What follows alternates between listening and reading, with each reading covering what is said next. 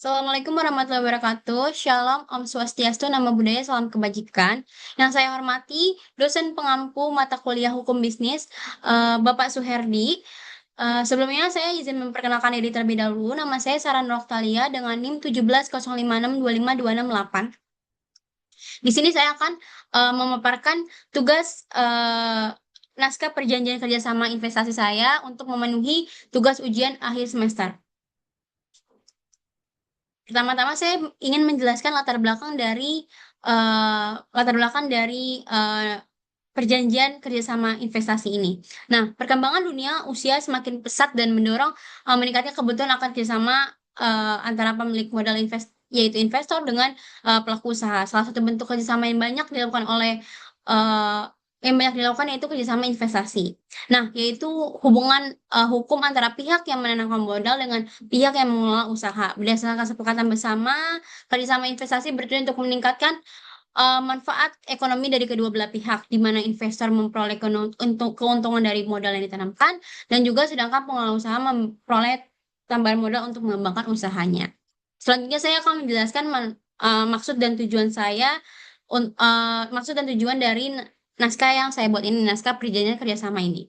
Nah, perjanjian ini dibuat dengan maksud untuk memberikan landasan hukum bagi pelaksanaan kerjasama investasi antara pihak pertama sebagai investor dan pihak kedua sebagai pengelola. Nah, yang pertama yaitu memberikan kepastian hukum kepada para pihak mengenai pelaksanaan investasi. Yang kedua, mengatur hak dan juga kewajiban masing-masing pihak secara jelas dan juga seimbang. Yang ketiga adalah menjamin bahwa modal investasi digunakan sesuai dengan tujuan pengembangan usaha. Yang keempat, mengatur mekanisme pembagian keuntungan secara adil dan juga transparansi. Yang keempat, mengurangi potensi perselisihan melalui pengaturan hak, kewajiban, dan juga mekanisme penyelesaian sengketa. Dan yang terakhir, mewujudkan hubungan kerjasama dan juga profesional paling saling percaya dan juga saling menguntungkan. Perjanjian nama ini dibuat pada tanggal 6 Juli 2026, pihak pertama selaku investor dan pihak kedua selaku pelaku usaha telah mengadakan perjanjian yaitu kerjasama investasi dengan nomor bla bla bla bla mengenai penanaman modal oleh pihak pertama kepada pihak kedua sebesar 300 juta untuk pengembangan usaha di restoran yang dikelola oleh pihak kedua. Bahwa dalam pelaksanaan pekerjaan investasi ini, para pihak awalnya telah melaksanakan hak dan kewajiban sesuai dengan isi perjanjian. Akan tetapi berjalannya waktu, terjadi beberapa kendala dalam pelaksanaan kerjasama, antara lain keterlambatan penyampaian laporan keuangan, keterlambatan pembagian keuntungan dari pihak pertama, dan juga serta kurangnya komunikasi mengenai penggunaan dana investasi. Keadaan tersebut menimbulkan kesalahpahaman dan perselisihan yang berpotensi mengganggu eh, kelangsungan hubungan kerjasama para pihak ini.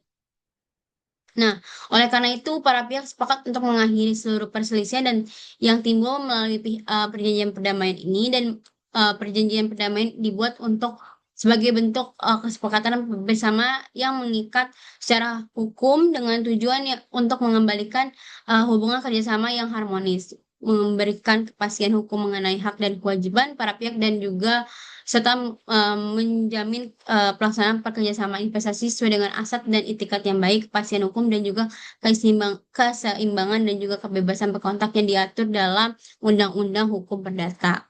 Nah, dasar hukum yang ada dalam penyusunan naskah perjanjian kerjasama ini, yang pertama yaitu pasal 1313 Kitab Undang-Undang Hukum Perdata mengenai perjanjian, ada pasal 1320 Kitab Undang-Undang Hukum Perdata mengenai syarat sahnya perjanjian, ada yang ketiga ada pasal 1338 Undang-Undang Hukum Perdata mengenai asas kebebasan berkontak dan juga kewajiban melaksanakan perjanjian dengan etikat baik. Yang keempat ada pasal 1338, 1238, ada pasal 1243, ada pasal 1244, dan juga ada pasal 1245 Kitab Undang-Undang Hukum Perdata mengenai uang prestasi, ganti rugi, dan juga keadaan memaksa atau force major.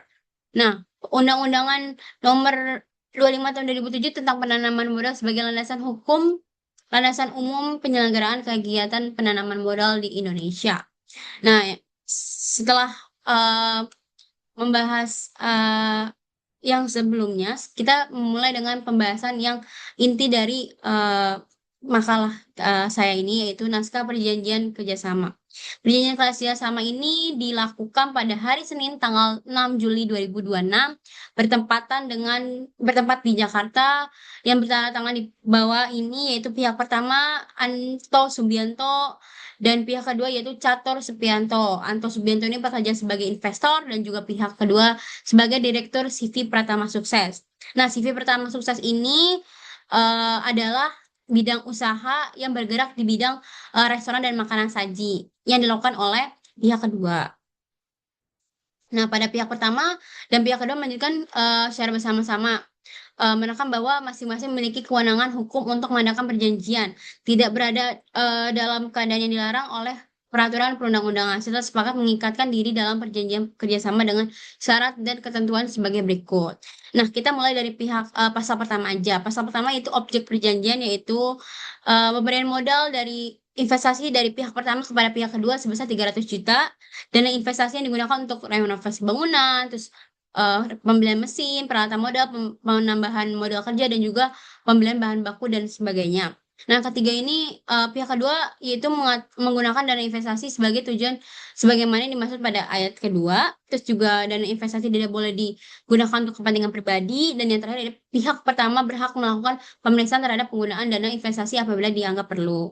Nah, pasal kedua ini hak dan kewajiban para pihak. Hak pertamanya itu pihak pertama yaitu menerima pembagian keuntungan secara prestasi dan juga transparansi sesuai dengan disepakati, memperoleh laporan perkembangan usaha secara berkala, terus meminta laporan, terus melakukan pengawasan dan juga mendapatkan informasi yang benar mengenai kondisi usaha. Nah, pihak kedua itu memberikan modal investasi yang di jumlah yang diperjanjikan mengelola usaha secara profesional, menggunakan dana investasi sesuai dengan rencana bisnis dan juga memperoleh dukungan dari pihak pertama untuk dalam bentuk memasukkan secara strategis apabila diperlukan.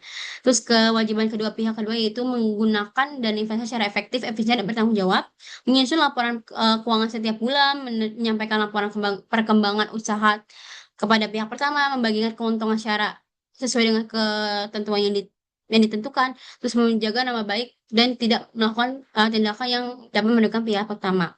Nah, pasal 3 ini nilai transaksi dan tata cara pembayaran yang pertama itu.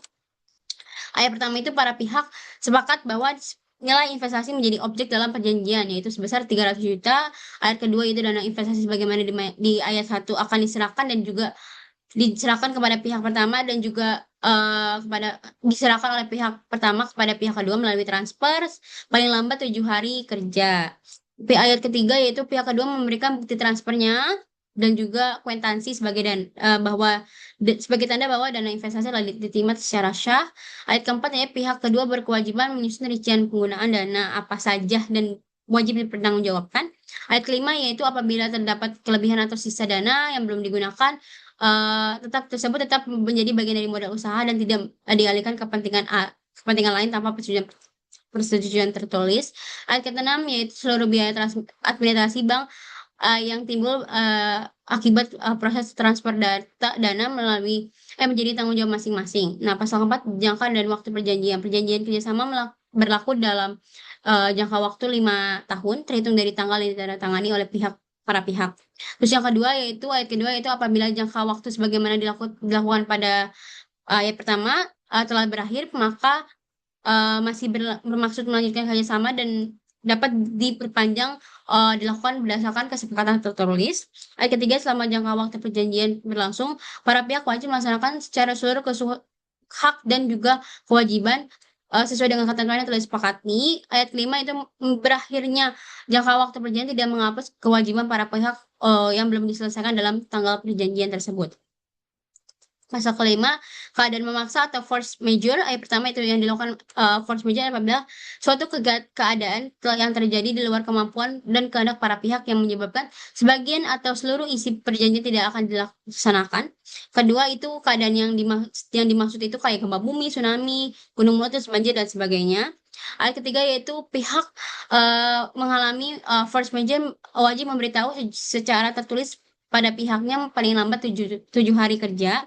Terus ayat keempat yaitu selama force majeure berlangsung, kewajiban para pihak yang terdampak dapat ditunda sampai keadaan tersebut berakhir. Ayat kelima yaitu force majeure berlangsung lebih dari 90 hari berturut-turut para pihak akan melakukan musyawarah mm, untuk menentukan kelanjutan dari perjanjian tersebut. Nah, pasal ke-6 mata uang prestasi dan transaksi. Ayat pertama ya salah satu pihak dianggap wan prestasi apabila tidak melaksanakan kewajiban, menggunakan investasi tidak sesuai dengan tujuan investasi, memberikan data atau laporan tidak benar, tidak membagikan keuntungan, dan juga melakukan tindakan yang mengakibatkan kerugian.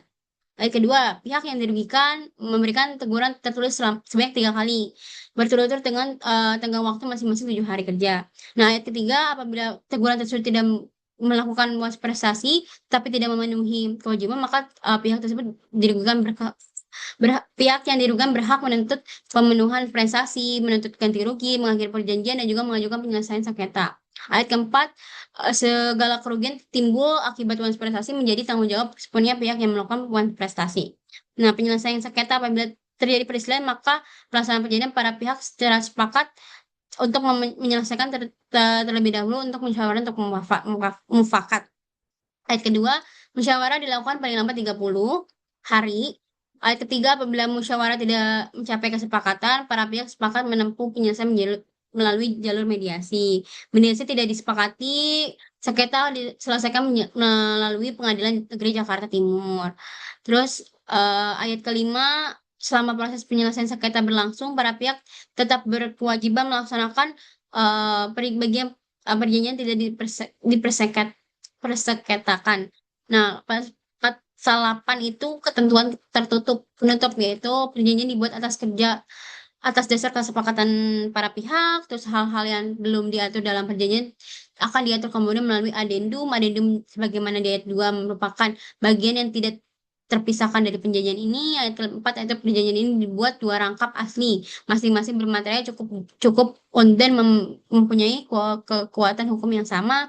Ayat kelima, perjanjian ini masih mulai berlaku sejak tanggal ditandatangani oleh para pihak. Nah, tanggalnya itu demikianlah perjanjian kerjasama ini dibuat dan ditandatangani di Jakarta pada hari Senin tanggal 6 Juli 2026 dalam keadaan sadar, sehat jasmani dan rohani tanpa adanya paksaan dari pihak manapun. Nah, pihak pertama bermaterai yaitu Subianto, dan pihak kedua bermaterai Syatur Supriyanto. Demikianlah eh, naskah. Sebelumnya saya juga ingin menyampaikan kesimpulan. Kesimpulannya itu naskah kerjasama ini suatu dokumen hukum yang dibuat sebagai dasar kesepakatan antara investor dan juga pengelola usaha untuk menjalankan hubungan kerjasama investasi. Perjanjian ini memberikan kepastian hukum, memberikan hak kewajiban dan tanggung jawab serta mekanisme pelaksanaan kerjasama sehingga pihak memiliki pedoman yang jelas dalam menjalankan kewajibannya. Nah, ini daftar pusaka yang saya dapatkan. Kurang lebihnya mohon maaf. Eh, Mohon maaf kalau ada salah-salah kata. Eh, saya akhiri. Wassalamualaikum warahmatullahi wabarakatuh.